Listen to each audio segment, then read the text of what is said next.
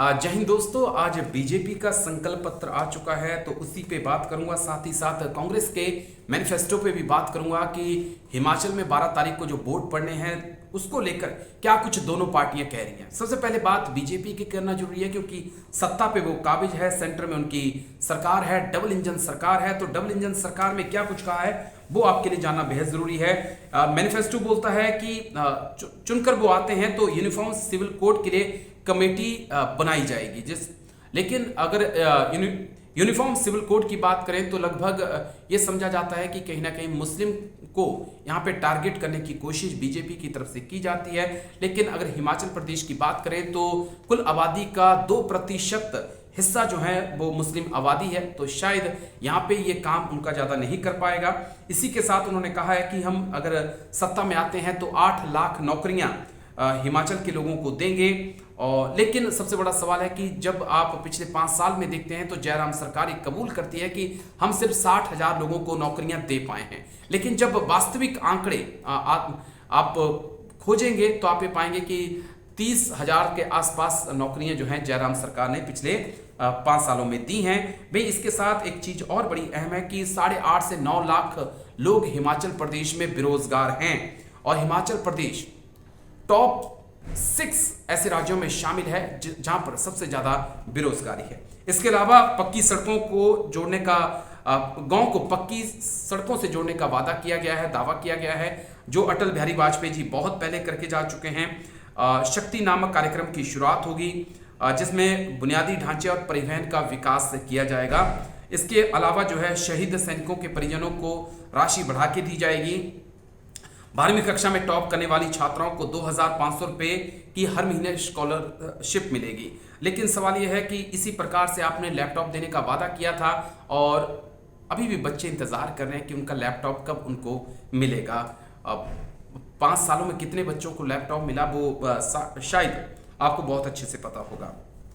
Startup की बात की जा रही है, हिम स्टार्टअप योजना की बात की जा रही है, सेफ पैकेजिंग की बात की, और ये बात उस वक्त की गई जब कार्टन के दाम आपने बढ़ा दिए हैं और सेब का जो कारोबार है उसके ऊपर अडानी का कब्जा हो चुका है और सेब के जो बागवान हैं वो त्राहिमाम कर रहे हैं, उनको उनके सेब की सही कीमत तक नहीं मिल पा रही है।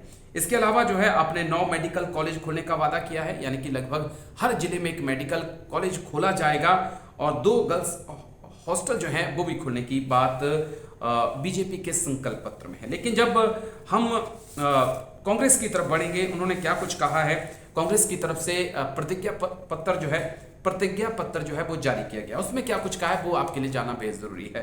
कांग्रेस बोलती है कि सरकार बनते ही हर महिला को 1,500 रुपये दिए जाएंगे और न्यूनतम मजदूरों की बढ़ाई जाएगी। पुरानी पेंशन व्यवस्था यानी कि ओपीएस लागू किया जाएगा। तो ओपीएस एक बड़ा अहम मुद्दा हो सकता है क्योंकि सरकारी कर्मचारी लगातार ओपीएस की मांग कर रहे थे, तो ये एक मास्टर स्ट्रोक कह सकते हैं कि यहाँ पे कांग्रेस ने खेल दिया है।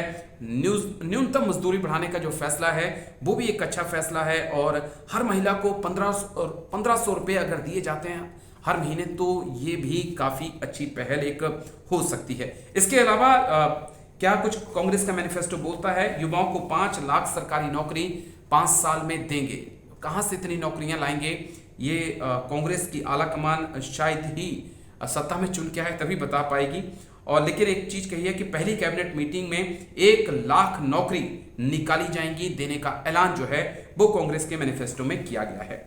इसके अलावा ग्रामीण इलाकों में सड़कें बनाने के लिए भू अधिग्रहण कानून लागू कर 4 गुना मुआवजा दिया जाएगा। यानी कि अगर आपकी जमीन पर सरकारी सड़क बनती है तो आपको उसका 4 गुना मुआवजा जो है जमीन का मिलेगा। एक अच्छा कह सकते हैं कि ये भी एक अच्छी पहल है। कृषि बागवानी आयोग का गठन होगा। सोलन जिले में फूड प्रोसेसिंग पार्क बनेगा। डेयरी विकास, पशुपालन, मत्स्य पालन को लेकर कई घोषणाएं की गई हैं। दरअसल ये कांग्रेस की तरफ से कहा गया है। अगर जमीनी लेवल पे बातचीत करें तो क्योंकि मैं हिमाचल से हूं और तमाम पत्रकार दोस्त मेरे साथ हैं, हिमाचल में भी हैं और यहाँ पर भी काफ़ी लोग हैं जिनसे बातचीत होती रहती है, तो ग्राउंड लेवल पे कहीं ना कहीं चीज़ें बीजेपी के लिए मुश्किल हैं। कांग्रेस काफ़ी मजबूत और बनकर सामने आ रही है। यही कारण है कि प्रधानमंत्री मोदी को लगातार कभी सोलन, कभी मंडी, कभी चंबा जाना पड़ रहा है, क्योंकि उन्हें भी लग रहा है कि जयराम ठाकुर सरकार जो है चीज़ों को सही से मैनेज नहीं कर पाई है। और अब क्या होता है वो तो चुनाव बताएंगे, लेकिन अगर मैनिफेस्टो की बात करें तो कहीं ना कहीं अगर मैनिफेस्टो के हिसाब से आप चलेंगे तो कांग्रेस की तरफ से मैनिफेस्टो में उन चीज़ों को शामिल किया गया है जो हिमाचल की जनता मांग कर रही थी लंबे समय से।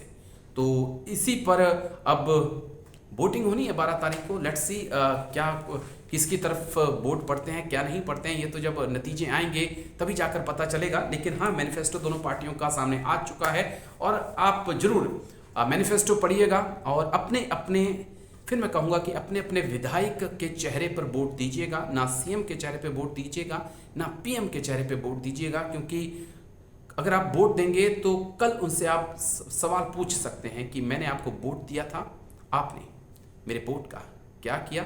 और मैंने आपको हमने मतलब कहने का मतलब है कि आपने कुछ काम कराना है तो आप सीधे सीएम से नहीं मिल सकते, पीएम से नहीं मिल सकते, आप सिर्फ उस विधायक से मिल सकते हैं जिसको आपने वोट दिया था। तो आपको वीडियो कैसा लगा कमेंट करके जरूर बताइएगा। अगर अच्छा लगे तो कमेंट करिए, लाइक शेयर सब्सक्राइब जरूर करिएगा।